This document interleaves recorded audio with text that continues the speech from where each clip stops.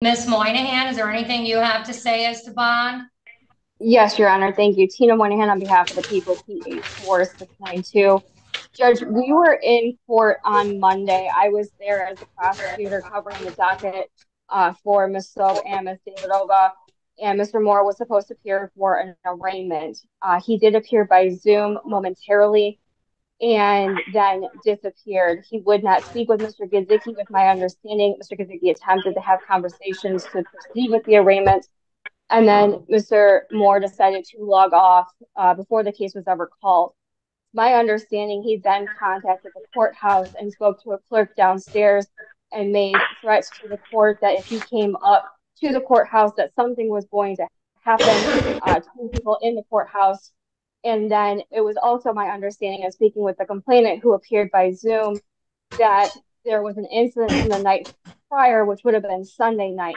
In that incident, Judge, there has been a warrant requested. I am in the process of reviewing that this morning.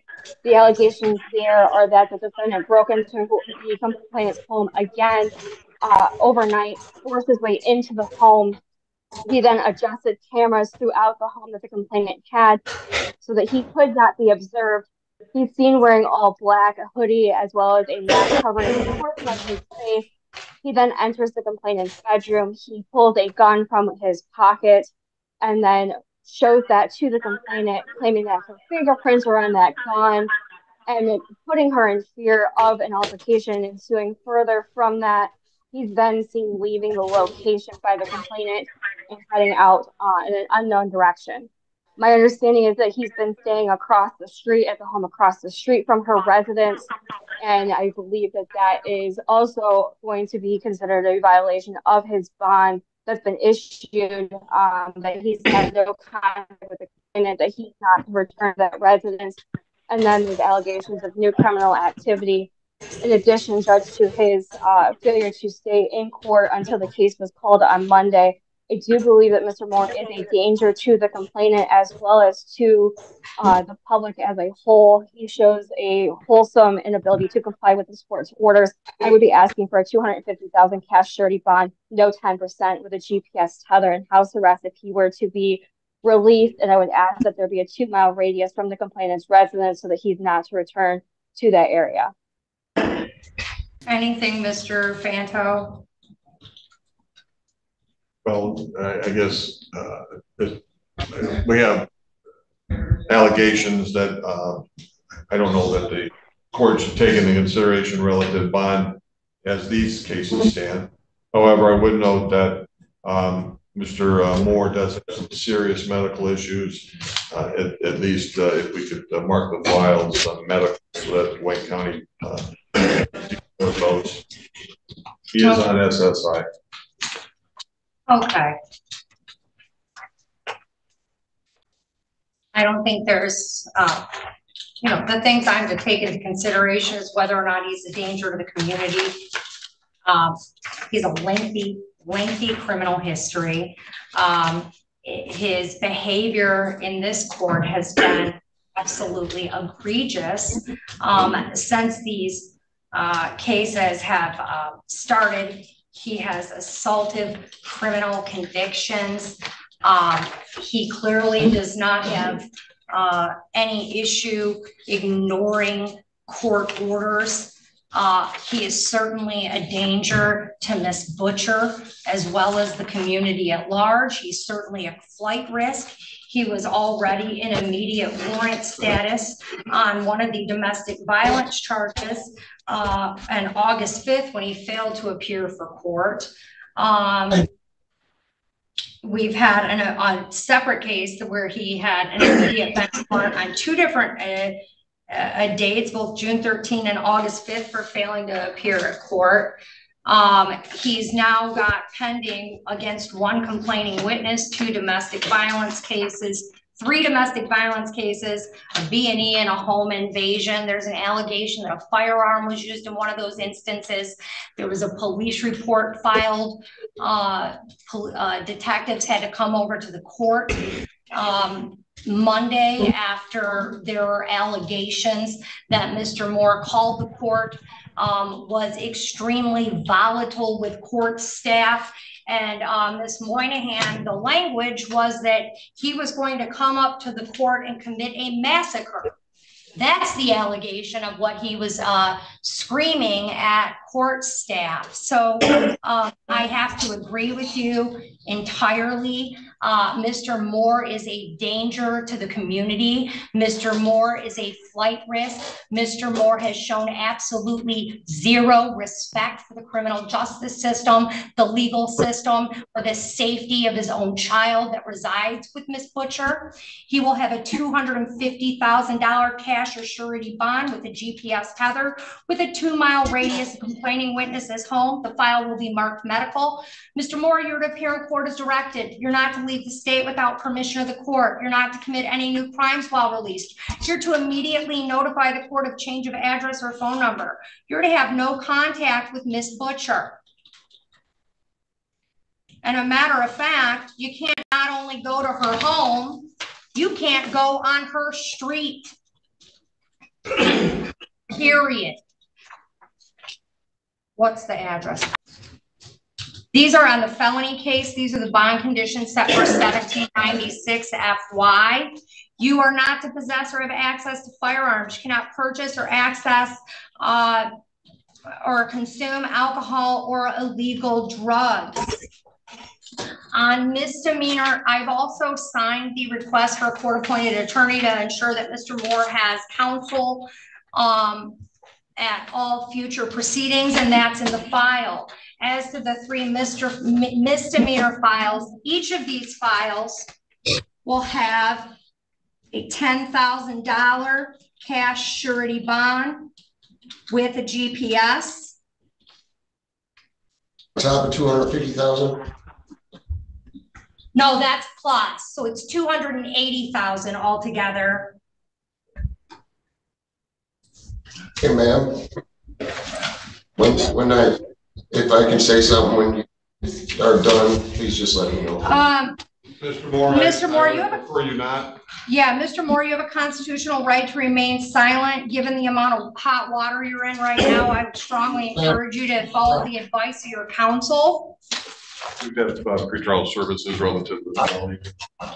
I will request a DSU report at counsel's request on the felony. Is there anything else? Yes. Can I say one thing, please? Mr. Moore, your attorney is advising you not to say a thing. I understand that. I'm asking, please. Would that be okay? I would prefer you not, Mr. Moore.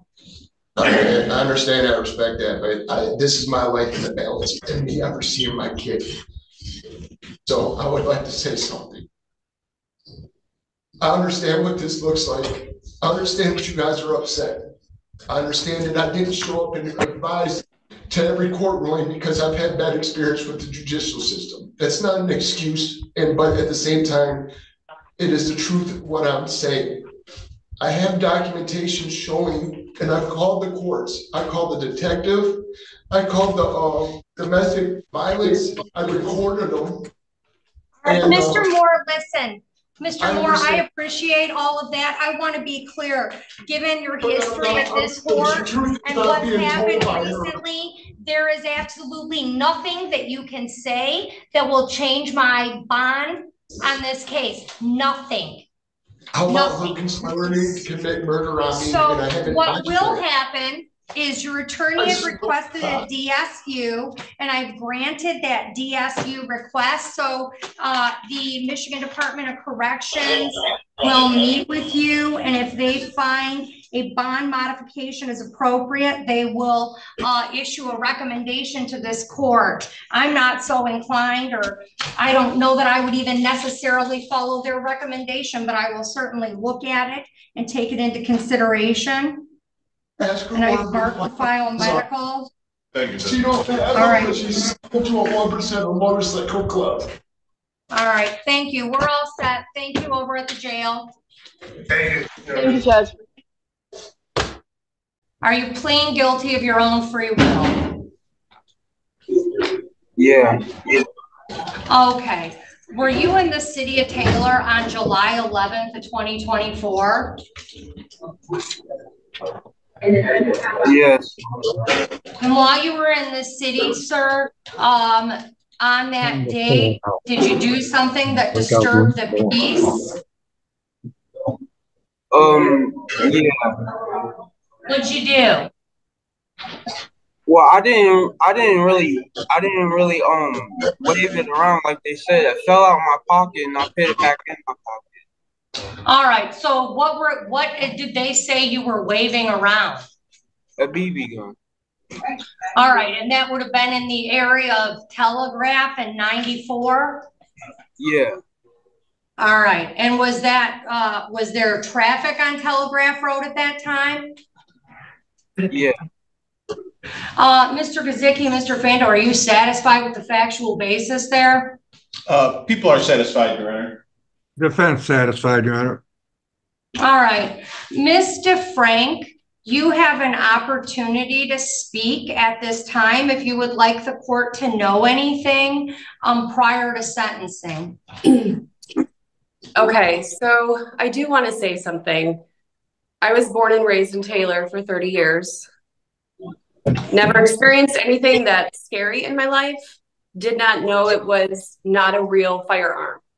I was at the red light under the Blue Bridge on Telegraph. I had just dropped my 2 sons off to my mom's. I was on my way to a hair appointment. I'm at the red light and I'm in the right lane. And I see him walking southbound. So I'm going northbound on Telegraph. He's walking southbound. And as he's walking up, I witnessed him pull a black gun from his waist. Nothing fell out. He pulled it out of his waist and he was waving it around. I started just shaking and I immediately called the police. So, and another thing I want to note is he had a very smug look on his face and I was absolutely petrified. And that's just the facts of the case. And I just, you know, that's why I'm here today. Though or not, I was scared. I mean, beyond scared. So I know for a fact that it did not fall out because I watched him pull it from his waist. So that's all I wanted to say. All right. Thank you, ma'am. The facts of this case, Mr. Hawk, I don't think you understand when you engage in behavior like that, not only do you put other people in fear of their lives and safety, but you put your own life at risk. If police officers would have responded and seen you waving around your gun, which I do believe you did, I don't believe you that it just fell out, they'd have shot you. And they would have been rightfully so. If they see someone standing on one of the busiest roadways, probably in the state, and they see someone waving around a gun, they're not going to go, oh, excuse me, sir, is that a real or an imitation firearm? They're going to protect themselves and they're going to protect the public. And what's most alarming to me about this case is on 5/9 of 23, which is just over a year ago in the 25th District Court, you had another misdemeanor that you pled guilty for brandishing a firearm in public. And it's appalling to me. It's appalling. This is just absolutely out of control. I don't know if you have a death wish. I don't know what a person could possibly be thinking to behave the way you did. I am not following the recommendation. You're doing all I can give you is 90 days and you're doing every day of it. You'll get credit for the days that you've already served. But I find your conduct to be absolutely alarming, a danger to the community, a danger to you, just completely, it's crazy. And I don't know what you're thinking, but I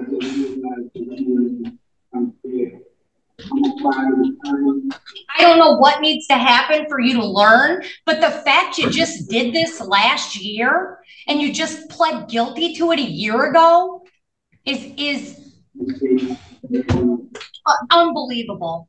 Every day I can give you, you'll sit. An appeal to circuit court may be taken within 21 days from the date of sentence or is permitted pursuant to MCR 6.625 parent B. If the sentence includes incarceration, which it does, and you wish to file an appeal but are financially unable to retain an attorney, the court will appoint a lawyer to represent you on appeal. If the request for the lawyer is made within 14 days of the date of sentencing.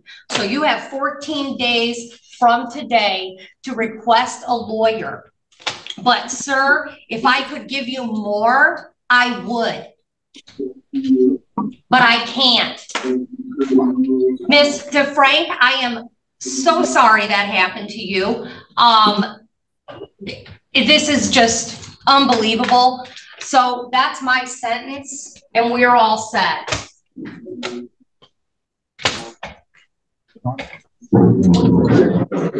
And I want to write, officer, can I see that? I want to write on his jail paperwork, no early release.